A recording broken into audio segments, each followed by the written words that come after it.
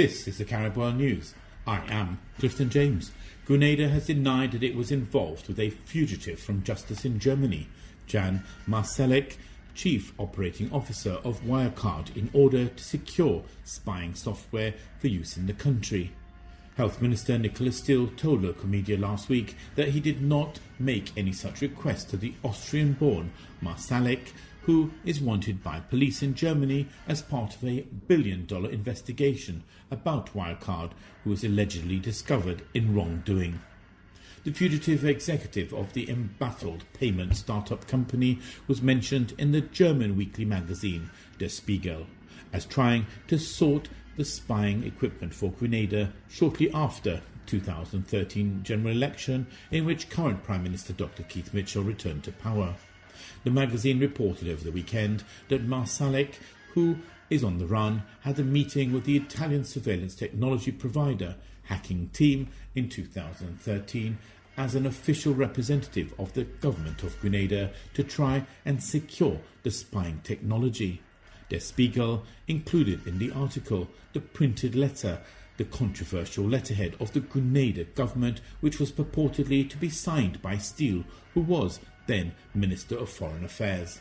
The senior government minister categorically denies any involvement or knowledge of the Marsalek dealings with Hacking Team on the software issue. If election observers do not arrive in Trinidad and Tobago today, there will be no observers for the August the 10th general election.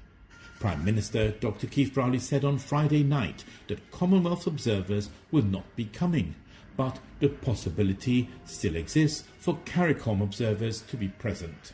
However, Rowley said he is not worried if observers are not able to attend, as the country is no banana republic and is quite capable of conducting itself.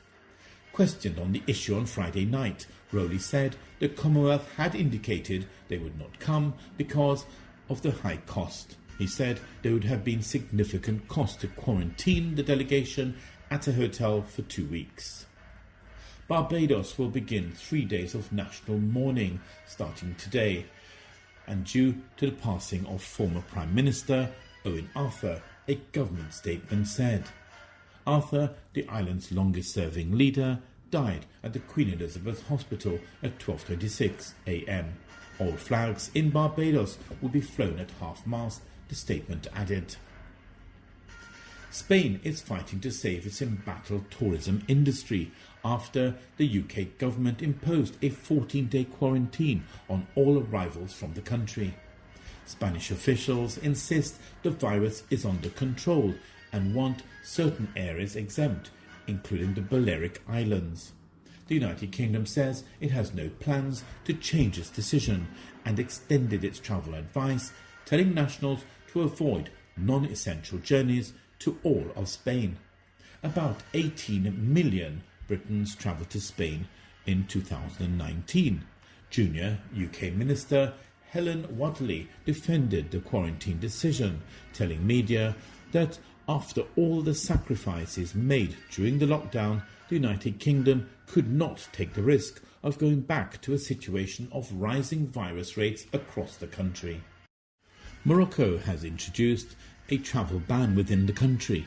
In a joint statement quoted by the MAP state news agency, the Health and Interior Ministries said the travel restrictions imposed on Monday affected the cities of Tangiers, Tetuan, Fez, Meknes, Casablanca, Bericht, Setal and Marrakesh.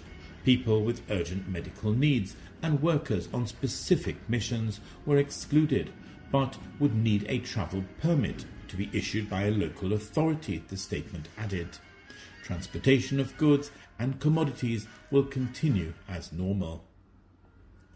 Pakistani pilots claim that fraud and improper flight certification practices at the country's civil aviation regulator are an open secret, while air safety has routinely been compromised by airlines through faulty safety management systems, incomplete reporting and the use of regulatory waivers. Pakistan International Airlines (PIA), the country's largest airline and only major international carrier, was at the centre of most of the air safety complaints and denied all of the allegations.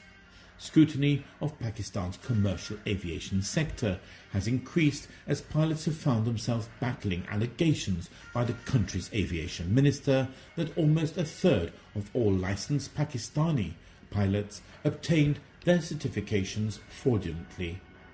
His comments came weeks after a PIA passenger jet crashed in the southern city of Karachi, killing 98 people.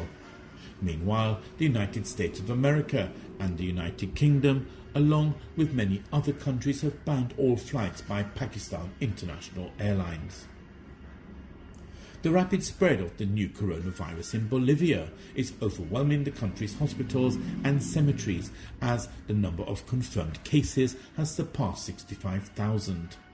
Bolivia's health ministry reported 1,117 new infections on Thursday and 79 additional virus-related deaths, taking the Latin American nation's toll to 2,400, although the real numbers are believed to be much higher.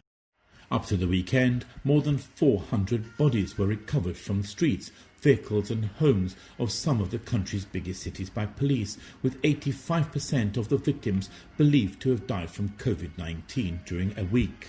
The situation has been straining resources in the administrative capital La Paz, the country's biggest city, Santa Cruz, as well as Cochabamba, where almost 200 bodies of suspected coronavirus patients were collected in 5 days. In the last few weeks, things have collapsed, Yamil Zavaleta, a funeral service provider, told media. We don't have coffins, and the only help we're getting is with cremations. Families don't want to deal with the fact that this has exploded. We're doing what we can. With hospitals running out of oxygen supplies, relatives of patients were told to make their own arrangements. You're up to date. Carib World News.